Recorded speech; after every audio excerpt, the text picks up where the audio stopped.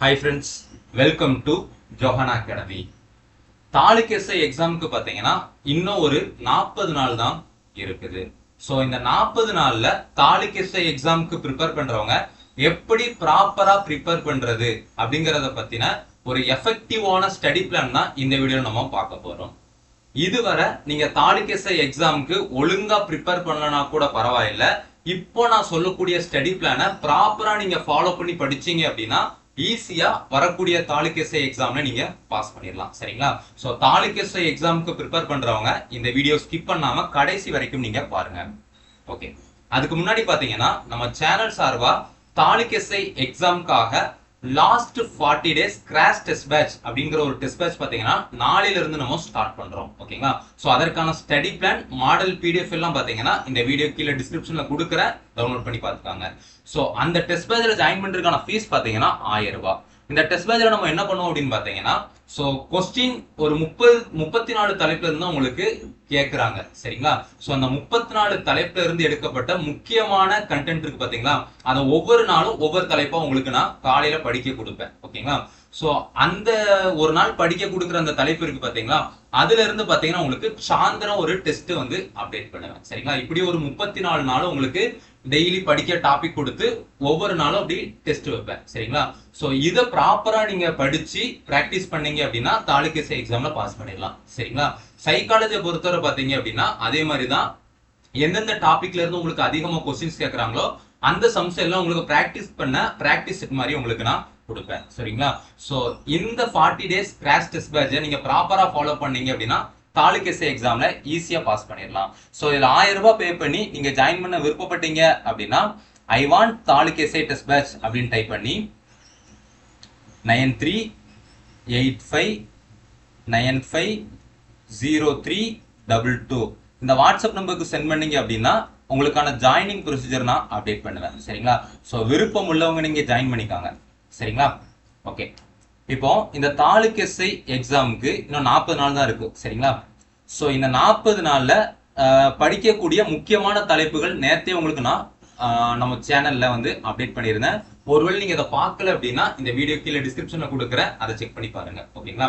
So டோட்டலா பாத்தீங்க அப்படின்னா ஒரு 34 தலைப்பு இருக்கும். சரிங்களா? சோ ஒவ்வொரு நாளும் நீங்க ஒவ்வொரு தலைப்பை எடுத்துக்கணும். சோ இப்போ ஒரு நாளைக்கு உதாரணத்துக்கு சொல்றேன், பாராளுமன்றம் அப்படின்ற ஒரு தலைப்பு இருக்குன்னு வைங்களேன்.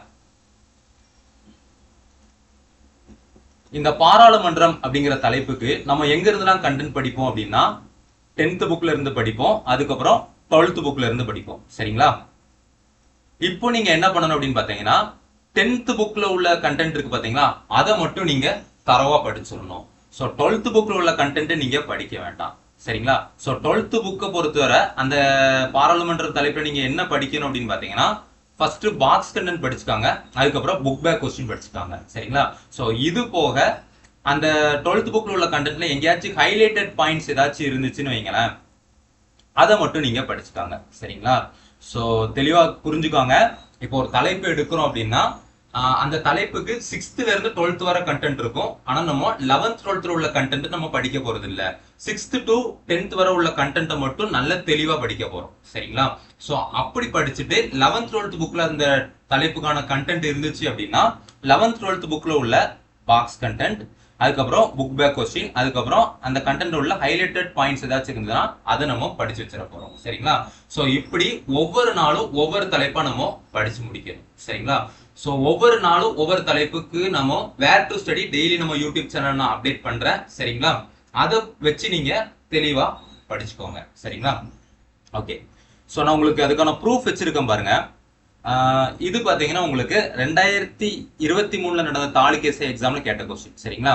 சோ இது பாத்தீங்கன்னா உங்களுக்கு 12th புக்ல உள்ள ஆட்சித்துறை அப்படிங்கிற பாடத்துல உள்ள ஒரு புக் பேக் கொஸ்டின். சரிங்களா? நான் உங்களுக்கு காமிக்கிறேன். So 12th book. சரிங்களா? சோ 12th புக்ல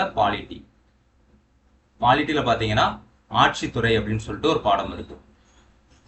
ஸ்கிரீன்ல தெரியும் பாருங்க, 3வது பாடம் ஆட்சித்துறை இருக்கு பாத்தீங்களா. அந்த ஆட்சித்துறையில உள்ள புக் பேக் கொஸ்டின் பார்ப்போம். இந்த இருக்கு பாத்தீங்களா, 8வது கொஸ்டின், பாதுகாப்பு படைகளின் தலைமை அதிகாரி. இந்த இருக்கு பாத்தீங்களா. சோ இந்த கொஸ்டின் தான் உங்களுக்கு அப்படிங்க கேட்டிருக்காங்க. ஓகேங்களா? இதனாலதான் நான் உங்களுக்கு என்ன சொன்னேன் அப்படின்னா, நீங்க 12th கண்டென்ட்டை பொறுத்தவரை பாக்ஸ் கண்டென்ட், அதுக்கப்புறம் புக் பேக் கொஸ்டின் இதை படிங்க. சரிங்களா?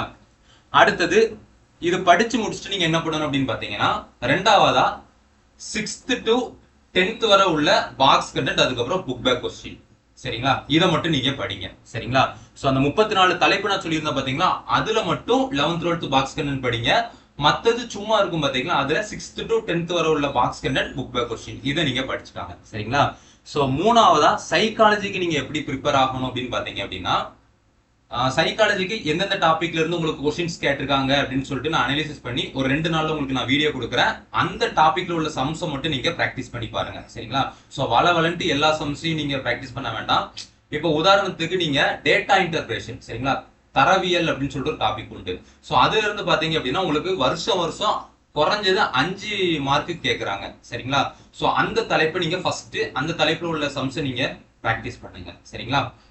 அடுத்தது நாலாவதா நீங்க என்ன பண்ணணும் அப்படின்னு பாத்தீங்கன்னா, தமிழ் அண்ட் இங்கிலீஷ். சரிங்களா? இதுல இருந்து உங்களுக்கு கிட்டத்தட்ட 20 மார்க் உங்களுக்கு கேட்கறாங்க. அதுக்கு நீங்க என்ன பண்ணணும் அப்படின்னு பாத்தீங்கன்னா, ஃபர்ஸ்ட் தமிழ் புக் எடுத்துக்கிட்டீங்க அப்படின்னா, தமிழ் புக்ல உள்ள கலை சொற்கள் அப்படின்னு சொல்லிட்டு இருக்கும். சரிங்களா?